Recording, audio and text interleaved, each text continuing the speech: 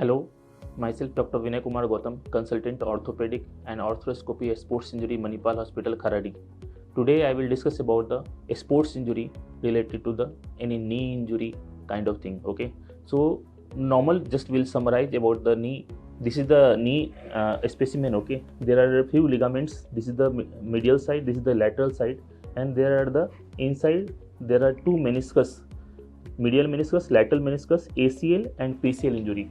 So usually the knee injury occurs with the contact sports or non-contact sports, and that can cause some kind of twisting injury to the knee, that can cause pain, popping side of the knee, inability to put weight on that knee, that causes inability to walk, the swelling will cause more pain, and that occurs because of any kind of injury. So with any kind of knee sports injury, we usually do first X-ray to find any obvious fracture or not. If there is no fracture, then we'll give the medicine rest, ice pack application, and followed by MRI scan if required any kind of instability. Okay.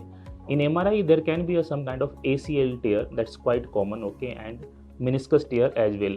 The PCL and the MCL, lateral collateral ligament injury, is quite less. So in ligament injury of the knee, if ACL or meniscus tear, we do reconstruction of ACL ligament arthroscopic, that's minimal invasive technique.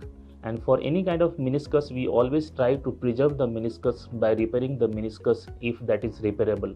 For ACL, we do all inside technique, that's bone preserving technique. There is faster rehabilitation with less post-operative pain.